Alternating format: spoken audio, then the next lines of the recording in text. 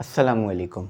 तो आज की वीडियो में हमने अपना chapter number 5 work energy and power इसके न्यूमेरिकल्स करने हैं। याद रखना इसके न्यूमेरिकल्स बहुत ज़्यादा मुश्किल नहीं है, आसान तरीन न्यूमेरिकल्स हैं और पेपर में लगने के चांसेस भी ज़्यादा हैं। इससे न्यूमेरिकल लगते रहे हैं पहले भी। तो चलो इससे स्टार्ट लेते हैं। अच्छा, ये न्यूमेरिकल क्लास जो है हमारी प्राइवेट होती है, तो मैं आज की न्यूमेरिकल क्लास कोशिश करूँगा पब्लिक कर दूँ, ताकि बहुत सारे बच्चे मुझे कह रहे थे सर इस चैप्टर के बारे में, तो उनके लिए हो जाएगा आसान, ठीक है। वरना अमूमन जो भी क्लासें हैं वो प्राइवेट हैं, यानी जो हमारी चैप्टर नंबर 1 2 3 4 या 2 3 4 और इसके बाद जो होंगी 5 6 7, तो वो प्राइवेट होंगी, ठीक है, तो ग्रुप में आ रही होंगी। तो ये सिर्फ मैंने इसलिए पब्लिक करी है ताकि उन बच्चों को भी मिल जाए जो कि इस चैप्टर को लेकर थोड़ा परेशान थे। सही, तो इस क्लास को मैं प्राइवेट नहीं करूँगा, पब्लिक कर दूंगा ताकि सब बच्चों को मिल जाए। चलो अब सबसे पहले जो है वो करते हैं। देखो, अनीस हुसैन से करेंगे और एमी इंग्लिश सेंटर और प्रैक्टिकल सेंटर, ये 3 कोचिंग। और मैं आपको मोस्ट इंपॉर्टेंट कराऊंगा जो रिड्यूस सिलेबस के मुताबिक भी हैं और आपके पेपर के मोस्ट इंपॉर्टेंट टॉपिक्स में शामिल हैं। तो मैं आपको टाइम वेस्ट नहीं करूंगा, मोस्ट इंपॉर्टेंट ही कराऊंगा। चलो सबसे पहले प्रैक्टिकल से अनीस हुसैन के लिए करते हैं।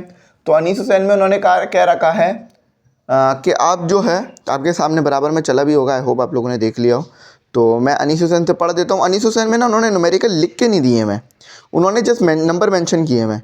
तो उन्होंने कहा हुआ है कि सॉल्व एग्जाम्पल 5.2 करिएगा, 5.1 छुड़वा दी है क्योंकि अमूमन ना डायग्राम वाले न्यूमेरिकल्स नहीं आ रहे होते हैं पेपर में।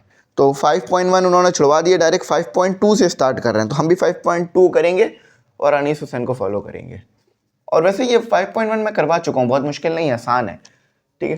तो 5.2 गिवन डेटा, जब भी न्यूमेरिकल करना इसी तरह से पेपर में करना कि गिवन डेटा की हेडिंग डालना और टू फाइंड कि आप क्या चीज़ जो है वो फाइंड आउट कर रहे हो। अच्छा, अब सबसे पहले आराम से पढ़ते हैं। देखो लिखा हुआ है a car with a mass of, एक गाड़ी है जिसका मास है। सिंपल है, अगर मैं यहाँ बना दूँ, ये आपके पास कार है, इसका मास आपको दिया हुआ है जो कि है m, जो कि दिया हुआ 1200 kg, ठीक है। तो 1200 kg का मास दिया हुआ है।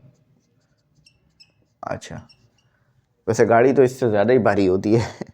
इस travelling at a velocity of, और गाड़ी जो ये ट्रैवल कर रही है, मतलब ये गाड़ी रुकी हुई नहीं है, मूव कर रही है, इसकी वेलोसिटी है 25 मीटर पर सेकेंड। तो v दे दिया आपको 25 मीटर पर सेकेंड, ठीक है। कैलकुलेट द काइनेटिक, ये तो बहुत ही आसान सवाल हो गया। हाँ, लेकिन ये एमसीक्यूज में पूछा जा सकता है, ठीक है, पूछ लिया जाता है। काइनेटिक एनर्जी आपको कैलकुलेट करनी है, कोई इनिशियल फाइनल का चक्कर नहीं है, जस्ट काइनेटिक एनर्जी का फॉर्मूला लगाओ, K E is equal to half M V square, ठीक है। तो K E is equal to half को ना 0.5 लिख लिया करो, आसान हो जाता है कैलकुलेशन के टाइम। तो 1200 मल्टीप्लाई बाय 25 का स्क्वायर, तो ये आपकी काइनेटिक एनर्जी आ गई। अब आप बोलोगे सर मतलब अमूमन इस तरह के न्यूमेरिकल नहीं आते हैं। देखो, इस तरह के न्यूमेरिकल एमसीक्यूज में आते हैं और एमसीक्यूज भी तो 1 नंबर का है ना, तो ऐसा तो नहीं है कि 1 नंबर छोड़ दोगे जानबूझ के। कोशिश करा करो, दिमाग बना के जाओ, पूरा पेपर कर आऊँगा। पूरा पेपर का दिमाग बना के जाओगे 80% तो कर ही लोगे।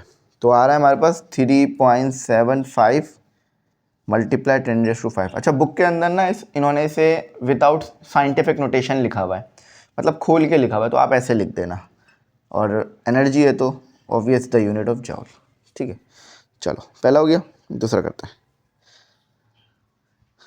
अच्छा देखो, the mass of earth is, चलो ये समझ में आ गया था ना, बल्कि यहाँ बना लेते हैं, गिवन डेटा और टू फाइंड। देखो, ये हमारा प्यारा अर्थ है या प्यारी अर्थ है, ठीक है, ये अर्थ हो गई, ठीक है। अब इस अर्थ का मास हमें कैलकुलेशन के ज़रिए से पता है। देखो, अक्सर मुझसे बच्चे सवाल करते हैं सर इसका मास कैसे कैलकुलेट हुआ, मतलब कौन से तराजू पे रखा। तो इसका मास जस्ट कैलकुलेशन से आया है, ठीक है। हमने एक एक चीज़ को तोल के चेक नहीं किया, ठीक है, तो ये याद रखना। तो 5.98 मल्टीप्लाई 10⁻²4, या जिसे आप 6 मल्टीप्लाई 10⁻² भी जानते हो। तो मास ई लिख लेते हैं, अर्थ, मास ऑफ अर्थ। तो ये आ गया आपके पास 5.98 मल्टीप्लाई 10 की पावर 24 केजी में दिया हुआ है। And the mass of the sun is, sun का मास भी दिया हुआ है, सन का मास ज़्यादा होता है क्योंकि सन बड़ा है। 1.99 मल्टीप्लाई 10 की पावर 30 केजी। देखो कितने का डिफरेंस है, 6 का डिफरेंस है पूरा, तो ये डिफरेंस बहुत बड़ा है। And the earth is 160 million kilometre. तो अर्थ और सन के जो है वो मतलब कितना दूर है अर्थ और सन, ये बताया हुआ है। ठीक है, ये हमारी समझ लो अर्थ है, ये हमारा सन ले लो, क्योंकि देखो अर्थ हमारी छोटी बनती है ना, तो इसीलिए इसको आप अर्थ से हटा दो। ठीक है, इसको अर्थ से हटा दो, इसको सन कर लो, इसको अर्थ कर लो। ठीक है, तो ये दोनों के दरमियान का डिस्टेंस भी आपको गिवन किया हुआ है, तो ये भी बहुत ज़्यादा है, तो डी लिख लेते हैं जस्ट। तो डिस्टेंस कितना दिया हुआ है आपको। अच्छा, आप चाहो ना तो थोड़ा सा डिफरेंस करने के लिए ना इसका मास कैपिटल एम कर लो, आसान हो जाएगा, समझ में आ जाएगी बात। अच्छा, जो डिस्टेंस दिया हुआ है अर्थ और सन का वो मिलियन दिया हुआ है। ठीक है, मिलियन याद रखना। तो 160 और फिर हमारे पास यहाँ पर आ गया मिलियन किलोमीटर। तो ये हो गया मिलियन, ये हो गया किलो और ये हो गया मीटर। तो मिलियन का मतलब 10 की पावर 6, किलो का मतलब 3, ये आर है बेसिकली, हम इसे आर बोलते हैं। तो मिलियन और किलो मिलकर कितना बनाएगा, 10 की पावर 9 मीटर। ठीक है, अगर मैं मीटर में रखूं तो 10 की पावर 9 आना चाहिए, क्योंकि देखो मिलियन का मतलब 10 की पावर 6, सही है, मिलियन होता है ना 10 की पावर 6 होता है। देखो ऐसे 1 2 3 4 5 6, 1 2 1 10 100 1000 10,000 लाख और 10 लाख, तो मिलियन हो गया। ठीक है, यानी 10 की पावर 6, और किलो का मतलब 10 की पावर 3, तो 6 और 3 9। ठीक है, चलो। अच्छा, कैलकुलेट क्या करना है, मैं बहुत डिटेल में समझा रहा हूँ। Calculate the GPE. क्या है ये जीपीई, कोई नेविगेशन सिस्टम है क्या। देखो, ग्रेविटेशनल पोटेंशियल एनर्जी। तो what is the value of G, मतलब जीपीई की वैल्यू क्या आपको ये बताना है, ग्रेविटेशनल पोटेंशियल एनर्जी। सोल्यूशन की हेडिंग डालते हैं। अच्छा, तो जीपीई का फॉर्मूला देख लो, जस्ट यू से लिखा जाता है इसे। ठीक है, ग्रेविटेशनल पोटेंशियल एनर्जी को जरूरत नहीं है, आप जीपीई लिखो, यू लिख सकते हो। तो माइनस एम और अपना ये बोलिए gravitational constant M, capital M E divided by R. R पे कोई स्क्वायर नहीं है, ऑब्वियस है, नजर आ रहा है। चलो, तो अब आपकी वैल्यू -6.6 मल्टीप्लाई 10 की पावर 6.6 मल्टीप्लाई, वैसे तो 7 भी आता है, 7 भी अगर मेंशन कर लो तो अच्छा हो जाएगा। 10 की पावर -23, सॉरी -11। ठीक है, तो ये आ गई आपकी जी की वैल्यू। ये माइनस चाहो तो ना बाहर लिख सकते हो, कोई मसले वाली बात नहीं, कैलकुलेशन में सही होगा। अच्छा, उसके बाद आपकी मास ऑफ सन लिख लो, जो कि 1.99 मल्टीप्लाई 10 की पावर 30। अच्छा, उसके बाद मास ऑफ अर्थ लिख लो, जो कि है 5.94 मल्टीप्लाई 10 की power 24 kg divided by 160 multiply 10 की पावर 9, तो द वैल्यू ऑफ यू। अच्छा, अब ज़रूरत नहीं है सबको अलग अलग सॉल्व करो, जस्ट एक कैलकुलेटर में डाल के सॉल्व करो। लेकिन देखो ध्यान रखना, ब्रैकेट बना के कैलकुलेटर में रखना। देखो ऐसे करना, ये ब्रैकेट बना लेना, ब्रैकेट। इससे क्या होगा, कोई एरर होने के चांसेस ख़त्म हो जाएंगे। और माइनस तो आएगा ऑब्वियस है, तो माइनस पहले से लगा लो। ठीक है, 6.67 एक्सपोनेंट -11, सॉरी 11, 1.49 एक्सपोनेंट 30 और 5.94 exponent 24, 160 exponent 9। The answer is 3.6 multiply 10 की पावर 6, और एनर्जी है तो जूल यूनिट होना चाहिए। मैच कर लेते हैं, ठीक किया गलत किया। अच्छा नहीं, हमारा गलत आंसर आ रहा है, शायद हमने कहीं पर वैल्यूज़ को सब्स्टिट्यूशन में गलत कर दिया है।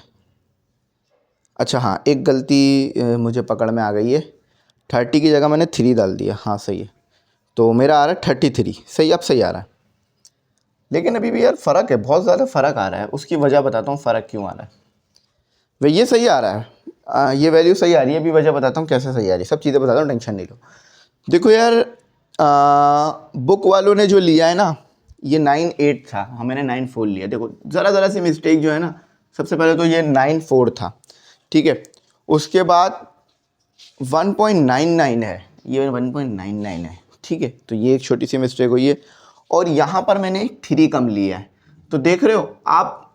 वैसे तो इस कैलकुलेशन को इतना बड़ा कोई मसला नहीं होना चाहिए था, लेकिन मसला क्या आ रहा है, आप बहुत बड़े डिस्टेंस की बात कर रहे हो, तो इसीलिए ये ज़रा से नंबर आप पॉइंट के बाद अगर गलत लिखोगे ना, तो ये इतना फ़र्क आ जाएगा।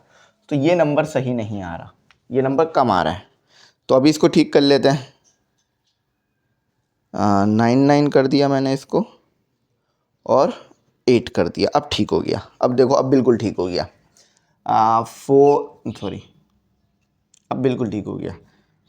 4.960, ठीक है। अब बुक में पता कैसे लिखा हुआ है, इसको 30 किया हुआ है, बुक में ऐसे लिखा हुआ है। तो u is equal to 4960 multiply 10⁻30 joule, ऐसे लिखा हुआ है। कोई मसला नहीं है, समझ में आ रहा है कैसे लिखा हुआ है। तो आप लोग इस चीज़ का ध्यान रखना कि जो डेटा गिवन हो एक्यूरेट रखना। आगे में एक पॉइंट का मसला भी मत करना, वरना आंसर खराब आ जाएगा। अमूमन इतना नहीं होता छोटी वैल्यूज़ में, लेकिन बड़ी वैल्यूज़ में ये बहुत फ़र्क आ जाता है। अब अल्लाह का शुक्र है बिल्कुल ठीक है, ठीक है। वैसे तो 4963 आ रहा है, लेकिन हमारा 60 चल जाएगा, इतना मसला नहीं है। पावर भी सही है तो चल जाएगा, ठीक है। चलो, अनीस हुसैन से हो गए, तो बस यही समझाना था मैंने आप लोगों को। बाकी सब ठीक है, अल्लाह का शुक्र है। अब हम करते हैं अपने एम इंग्लिश सेंटर से, ठीक। चलो, एम इंग्लिश सेंटर का पहला न्यूमेरिकल यहीं पे नोट डाउन कर लेते हैं। मैं आपको ना इससे करा देता हूँ, साफ़ सुथरा काम हो जाएगा।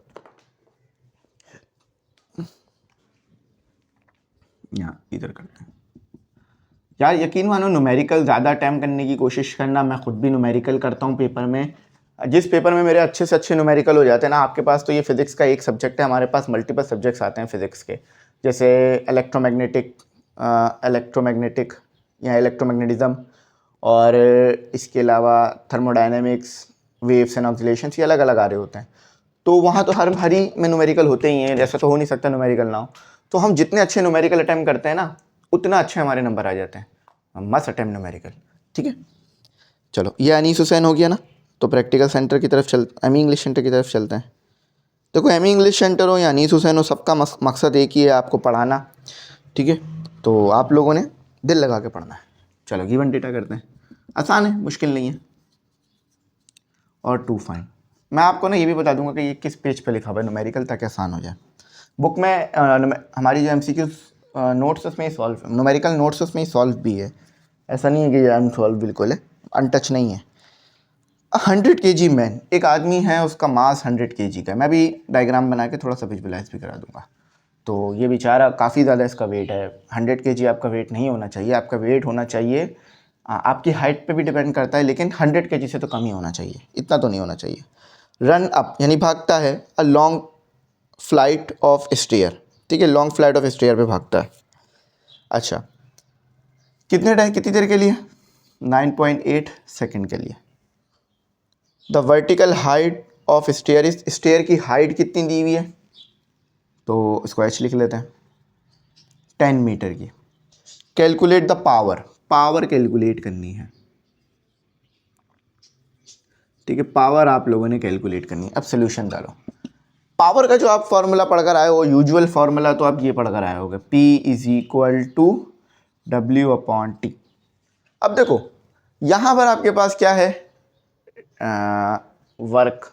आपको निकालना, वर्क तो नहीं है, लेकिन आपको क्या दिया हुआ है, T दिया हुआ है। अब देखो ज़रा सोचो, यहाँ वर्क आप किस चीज़ के बराबर लेकर इसकी कैलकुलेशन को डन कर सकते हो। ज़्यादा मुश्किल नहीं है, आसान है। मैं पेज नंबर भी बता देता हूँ बुक नोट्स का, अगर आप उसमें चाहो तो उसमें भी देख सकते हो। ज़रा ये सोचो कि वर्क को आप किस चीज़ में बदलोगे कि ये न्यूमेरिकल आपका सॉल्व हो जाए। वर्क को बस चेंज करना है, ज़रा सा कुछ नहीं करना, जस्ट वर्क को चेंज करना है आपने। वर्क को अगर आपने चेंज कर लिया तो फिर आपके पास आपका आंसर आ जाएगा। चलो मैं आपको निकाल के दिखाई देता हूँ ताकि आपके लिए आसानी हो जाए। तो एक मिनट, हाँ, तो ये जो न्यूमेरिकल है ना, नोट्स के अंदर 87 पेज नंबर पे गिवन हुआ है। देखो बात सुनो, वर्क और एनर्जी, ये आप लोग क्या समझते हो, वर्क और एनर्जी एक दूसरे में चेंज नहीं हो सकती? बिल्कुल हो सकती है। फॉर एग्जांपल मैं वर्क करूंगा तो क्या होगा, एनर्जी प्रोड्यूस करूंगा ना। फॉर एग्जांपल ये देखो, इस तरह से मैं यूं हाथ को मूव करा रहा हूँ, तो ये क्या कर रहा हूँ, मैं काइनेटिक एनर्जी प्रोड्यूस कर रहा हूँ, है ना। काइनेटिक एनर्जी, मेरा वर्क जो है वो काइनेटिक एनर्जी में कन्वर्ट हो रहा है। इसी तरह से देखो यहाँ पर अगर मेरे पास W लिखा हुआ है तो क्या मैं इसको ऐसे नहीं लिख सकता, क्योंकि मुझे हाइट की बात की गई है, mgh, क्या मैं ऐसे नहीं कर सकता? बिल्कुल कर सकता हूँ। तो what is the value of power, mgh upon t। सही, सब्स्टिट्यूट कर लेते हैं, ठीक है।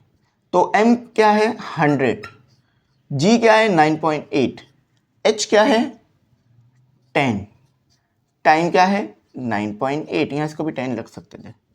अब इसको ज़रा कैलकुलेशन डन करते हैं। अच्छा, अब अगर मैं इसकी कैलकुलेशन करता हूँ तो 100 मल्टीप्लाई 9.8 मल्टीप्लाई 10, बेसिकली 1000 आना चाहिए। ठीक है, 1000 आएगा आपके पास, 1000 वॉट। अब ऐसा ही रखा है तो वॉट आएगा, ठीक है। और बिल्कुल यही आ रहा है, ठीक है। तो चाहो तो पूरा ऐसे लिख लो, ठीक है। बस ये छोटे छोटे से ना ट्रिक होती हैं, ये छोटी छोटी सी आपके पास कॉन्सेप्ट होते हैं, जो कि बहुत बड़ा बात नहीं है। बस अगर आपने क्लास में न्यूमेरिकल समझा था या टीचर से थोड़ा सा समझ लिया था तो आप बोलोगे सर बस आप टेंशन ना लें, मैं कर लूँगा। अब जब बच्चा ये बात कर देगा ना कि सर मैं कर लूँगा, तो फिर तो हम खुद भी खुश हो जाते हैं, बच्चे खुद ही मेहनत करके कर लेंगे चीज़ें, ठीक है। तो देखो कोई ज़्यादा मुश्किल तो नहीं हो रही होगी, जस्ट 2-3 न्यूमेरिकल और पूरा चैप्टर हो गया आपका कंप्लीट, ख़त्म बात। इंशाल्लाह हर साल मैं आपको अब इस तरह से न्यूमेरिकल कराया करूँगा, जिससे ये हो जाएगा आपकी अच्छी प्रैक्टिस। तो अभी हमने कितने कर लिए, अभी हमने 3 कर लिए ना, 2 अनीस हुसैन से, 1 एमी इंग्लिश सेंटर से, चौथा करते हैं, ठीक है। चलो ये भी आसानी है, सारे आसान दिए, मैं ज़रा मुश्किल नहीं है। When an object is throne upward, simple बात है, एक ऑब्जेक्ट है जिसको ऊपर की तरफ फेंका जा रहा है, ठीक है। It rise to a height, ये एक h हाइट तक जाएगा फेंकने पर। How high is the object in term of h, कितना हाइट पे गया h की टर्म में ये बताना है। इन टर्म ऑफ h का मतलब क्या है कि कोई न्यूमेरिकल वैल्यू नहीं मिलेगी, एक एक्सप्रेशन या इक्वेशन मिलेगी आपको। When it has loss 1/3 of its original kinetic energy, अच्छा इसने अपनी काइनेटिक एनर्जी का 1/3 लॉस्ट कर दिया है। देखो आपने सिंपल पहले बताऊं तो एच बताना है, ठीक है। इन्होंने कहा था हाउ लॉन्ग, यानी कितना ऊपर गया है, ठीक है।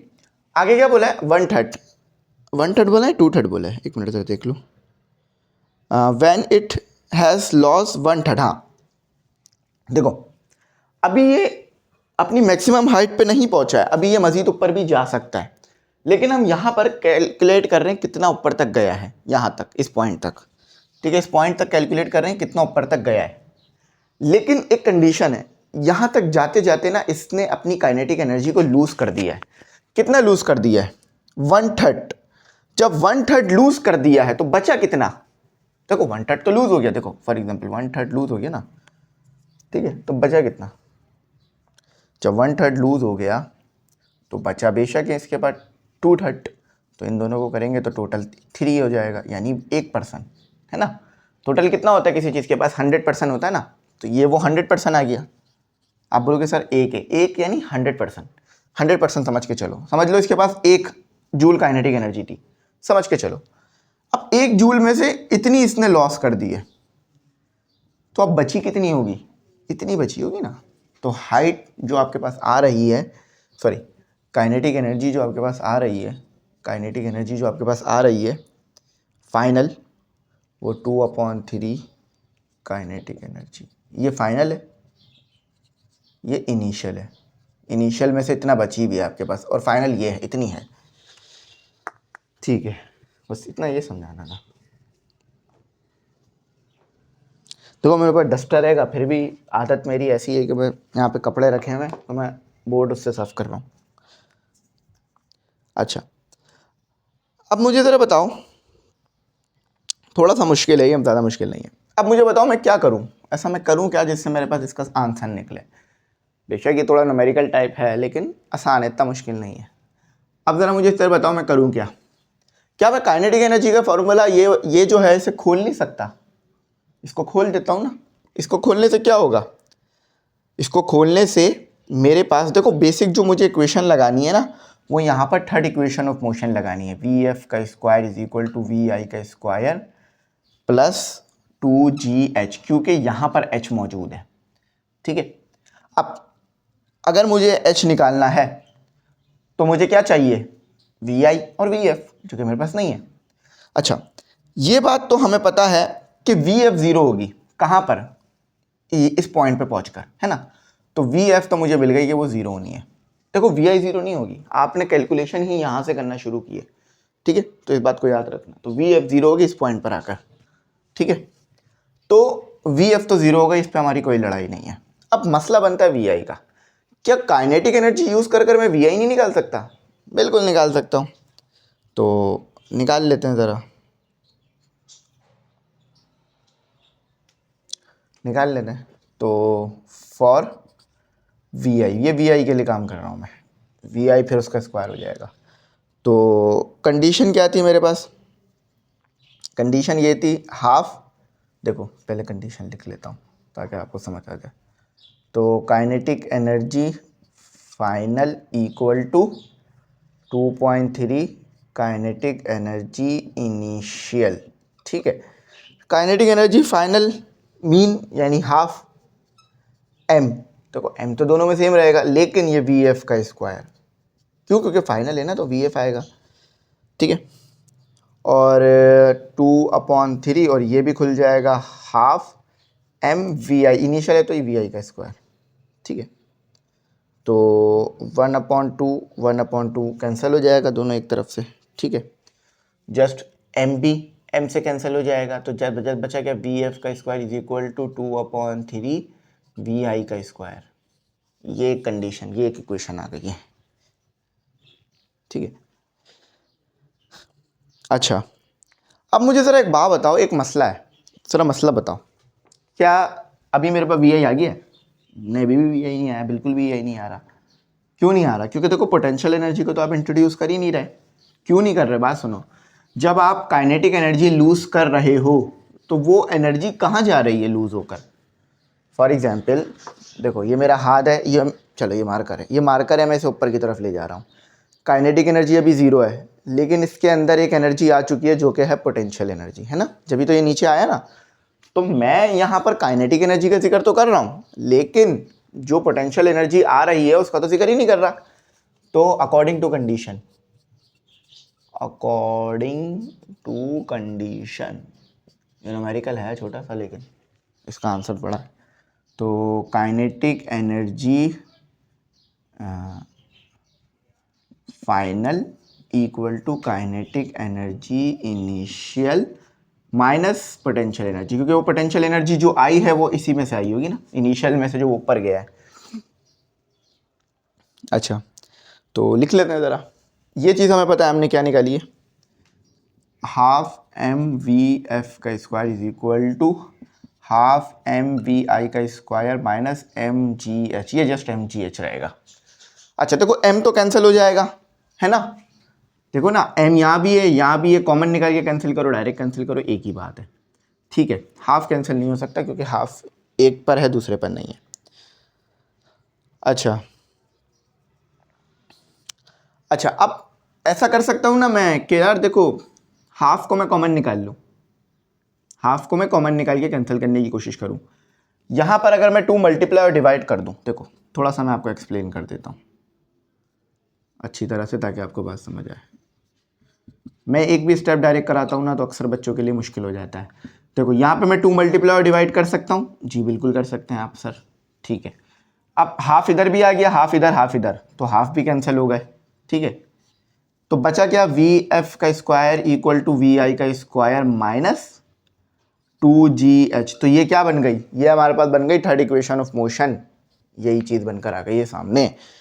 अच्छा, अब मैंने आपको शुरू में बोल दिया था वी एफ ज़ीरो होगा, अब स्क्वायर हो तो कोई मसला नहीं है उसका, तो ये ज़ीरो हो गया, V F is equal to zero, तो वी आई का स्क्वायर या ये -2gh, तो इसको इधर ले आओ, वी आई का स्क्वायर इक्वल टू 2gh, ये आपके पास एक इक्वेशन निकल कर आ गई है।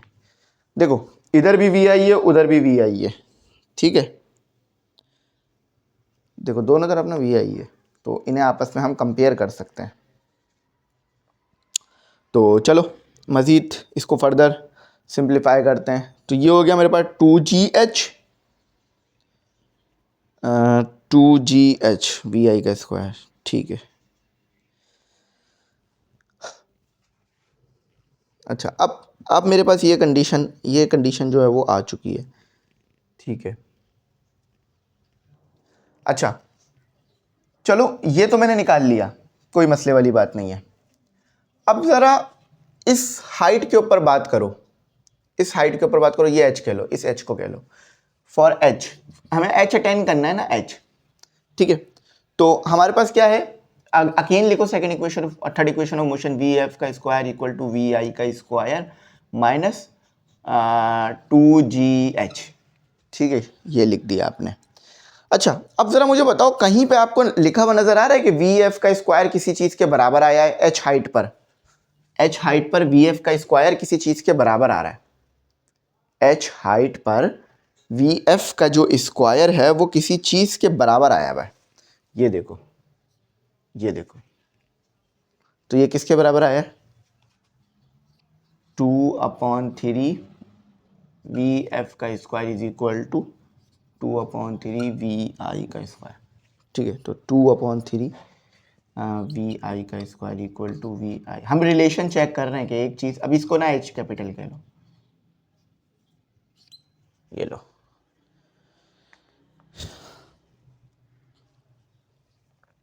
अच्छा टेंशन नहीं लेना कि कोई भी चीज़ सर आपने एक्स्ट्रा पता कर लिया, कुछ भी एक्स्ट्रा पता नहीं किया, सब यूज़ होगा, अभी देखना आगे एक एक चीज़ जो हमने पता की है वो यूज़ करेंगे, ठीक है, समझ में आ गया।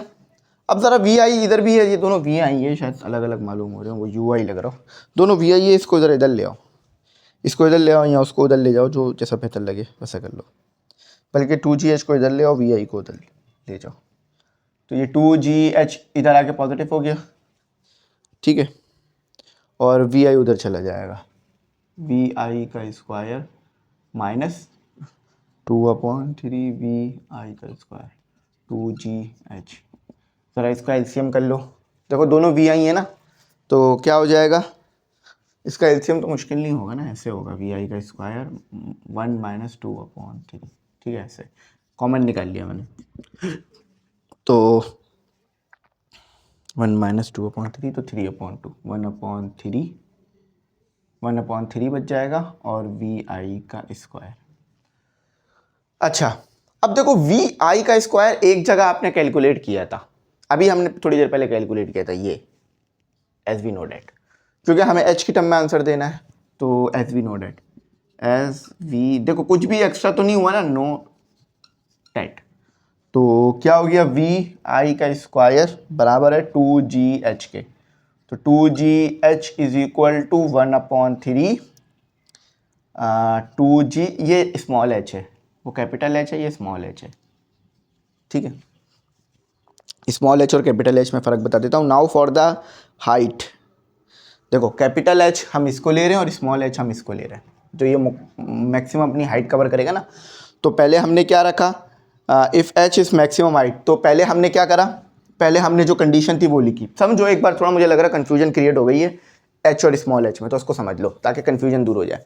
देखो पहले तो हमने क्या किया, पहले हमने जिस h पर हम पहुँचे थे, आई थिंक मैंने शायद इसे स्मॉल h कह दिया होगा कराते वक्त, देखो h स्मॉल h ये हम पे डिपेंड करता है, कहीं कहीं मैक्सिमम हाइट को स्मॉल h नहीं कैपिटल H का आता है, लेकिन यहाँ स्मॉल h कह दिया तो कोई मसले वाली बात नहीं है।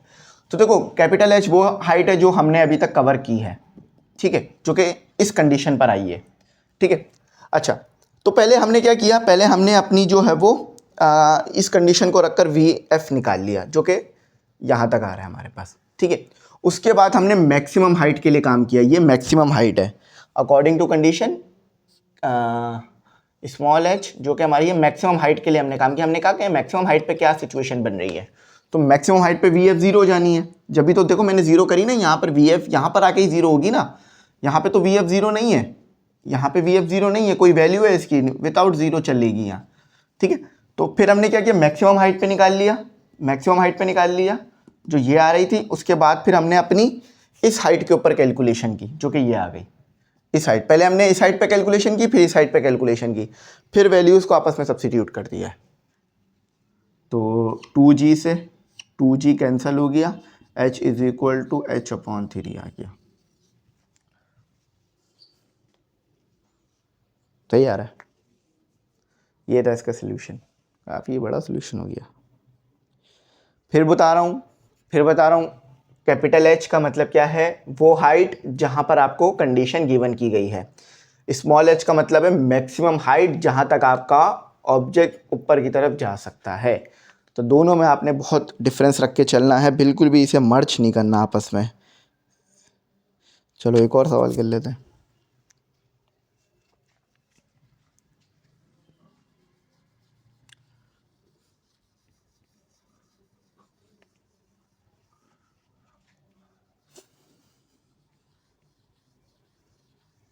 एक और सवाल करते हैं, उसके बाद फिर आगे की तरफ फर्दर मूव करेंगे।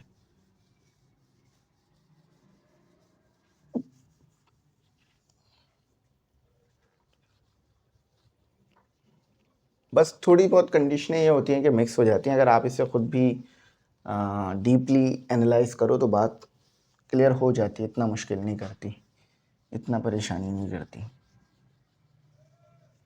चलो एक और सवाल मैं कराता हूँ, ये तीसरा न्यूमेरिकल होगा आपका। अब 1 किलोवाट मोटर, 1 किलोवाट की मोटर है बेसिकली, यहाँ इन्होंने आपको दी है पावर, ठीक है। देखो किलोवाट आपने यूनिट पढ़ा ही होगा, आई होप इतना तो मुश्किल यूनिट तो नहीं है।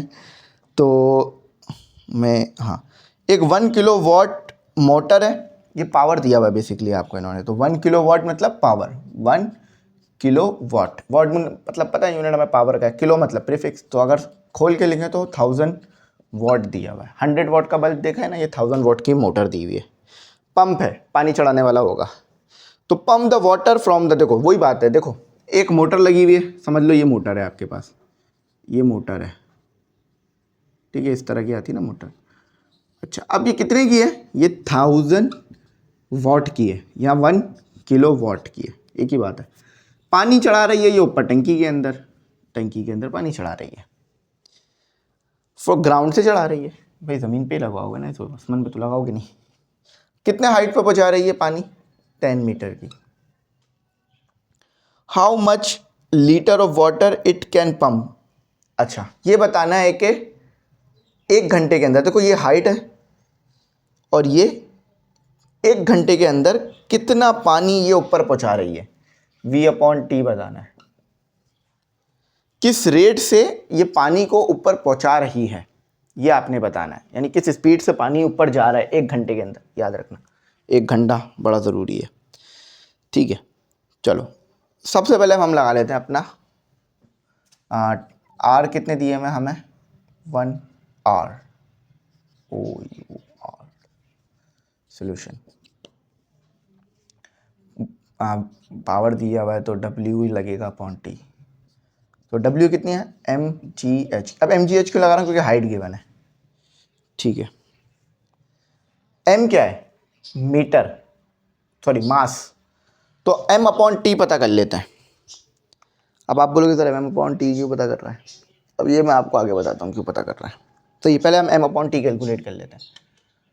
तो P/GH is equal to m/T, तो m/T इज इक्वल टू, ये कितना दिया हुआ है 1000, और G 9.8, H कितना दिया हुआ है 10, 100 हो जाएगा। जरा कैलकुलेट करते हैं, 1000 divided by 9.8 multiply by 10, the answer is 10। तो ये आ रहा है m/T इज इक्वल टू 10.204, ठीक है। अब केजी पर सेकेंड। अच्छा, एम अपॉन टी पता है क्या होता है? ये इतना मास है, ये मास पर यूनिट टाइम दिया हुआ है आपको कि इतना मास जो है वो ऊपर जा रहा है। क्योंकि देखो आपको वाटर पता करना है ना, तो वाटर कैसे पता चलेगा? मास कितना है ऐसे ही पता चलेगा ना। तो इसलिए कितना मास ऊपर जा रहा है 1 सेकंड में ये पता किया हमने। तो 10 केजी पानी ऊपर जा रहा है। आपके पानी केजी में कभी सुना 2 केजी पानी दे दो? नहीं, लीटर में सुना होगा। तो इसे लीटर में लिखो, केजी में नहीं लिखो। और एक बात याद रखना, लीटर और केजी का कन्वर्जन सुन लो कि ये हमने मास इसलिए निकाला है, एम अपॉन टी इसलिए निकाला है क्योंकि देखो हमें ये पता करना है कि इस टंकी के अंदर, क्योंकि मैंने कहा ना मैं आगे बताता हूँ, तो अब सुन लो कि इस टंकी के अंदर कितना मास जा रहा है। तो मास में तो पता नहीं करते ना आप पानी को। आप कभी जैसे दूध लेने जाते हो तो ये कह देते हो 1 केजी दूध दे दो, लेकिन 1 लीटर भी कहोगे तो सही है, क्योंकि केजी और लीटर पानी और दूध में सेम होता है, लेकिन हर में सेम नहीं होगा, सिर्फ पानी और दूध का हिसाब है। तो जितना 1 केजी आ रहा है, फॉर एग्जाम्पल कोई सोल्यूशन लेने जाओ आप, जो शहद लेने जाओ, अगर आप 1 लीटर लोगे तो अलग होगा उसका मास, और 1 केजी का मास अलग आ रहा होगा, ठीक है। ये फिर बता रहा हूँ, ये सिर्फ पानी और दूध के लिए। तो 1 लीटर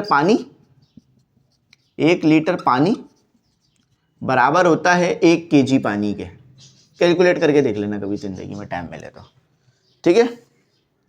तो लीटर पर सेकंड कह लो, तो इतना मास ऊपर जा रहा है। तो m upon T is equal to 10.24 है ना, 04 है ना, लीटर पर सेकेंड। अच्छा, अब मज़े की बात पता है क्या है? ये जो काम हो रहा है ना, ये सेकंड के लिए हो रहा है। आपको क्या दिया हुआ था? 1 आर। 1 आर कितना? 1 आर में क्या होता है? 1 घंटा। 1 घंटे में मिनट कितने? 60, और 60 में सेकंड कितने हैं? 60। तो टोटल कितना हुआ? 3600। अभी जो आपने काम किया सेकंडों के लिए कर रखा है, हमें चाहिए मिनट के लिए। मिनट के लिए चाहिए, तो मिनट के लिए चाहिए तो मैं क्या करूँगा? तो ये v अपॉन टी हो गया, ठीक है। अब इस m को हम v कह लेते हैं। इस रेट से पानी ऊपर जा रहा है, तो 10.024 मल्टीप्लाई 3600, तो देख लेना कितना आ रहा है। तो 1 घंटे में देखें तो 3.672 मल्टीप्लाई 10⁴ लीटर पर आवर पानी जाएगा ऊपर। अच्छा, अगर 1 सेकंड में 10 लीटर पानी ऊपर जा रहा है तो 1 घंटे में कितना जाएगा? तो घंटा ऐसा तो नहीं ना 1 डायरेक्ट लिख दूं। अगर 1 लिख दिया तो फिर तो ये यही चीज़ रहेगी। तो 1 लिखने का मतलब क्या है? आपको सेकंड को आर में कन्वर्ट करना पड़ेगा। तो सेकंड को आर में कन्वर्ट कैसे करोगे? 3600 से मल्टीप्लाई कराकर। तो जब मैंने 3600 मल्टीप्लाई कराया तो मुझे पता चला कि लीटर पर आर कि इतना पानी 3.672 मल्टीप्लाई 10⁴ लीटर पर आर पानी जो है वो टैंक में जा रहा है मोटर की मदद से। तो अब आखिरी न्यूमेरिकल आपने करना है, ठीक है। मैं हर बार ये है कि एक न्यूमेरिकल आपको प्रैक्टिस पे दे रहा हूँ। तो ये हमने टोटल कितने करे? 5 करे। 3 एमी इंग्लिश स्टैंडर्ड से, 2 अनीस हुसैन से। ये मोस्ट इंपॉर्टेंट थे, इनमें से इंशाल्लाह एक ज़रूर लग जाएगा आपका, ठीक है। अनीस हुसैन के जो हैं वो वर्क एग्जाम्पल से हो जाते हैं, एमी इंग्लिश स्टैंडर्ड के जो हैं वो बुक के पीछे की एक्सरसाइज से हो जाते हैं, और दोनों को मिलाकर जो है वो प्रैक्टिकल सेंटर भी कवर हो जाता है। प्रैक्टिकल सेंटर में देखोगे तो इनमें से एक ना एक मिलेगा ज़रूर, ठीक है। तो एक आप कर लो ये लास्ट वाला। आई होप मेरी बात समझ में आई होगी। आज के लिए यहीं तक रखते हैं। कुछ ना समझ में आप पूछ लेना, मैं गाइड कर दूंगा, ठीक है। तो थैंक्स फॉर वॉचिंग। अल्लाह हाफिज़। अपनी कीमती दुआओं में मुझे ज़रूर याद रखना।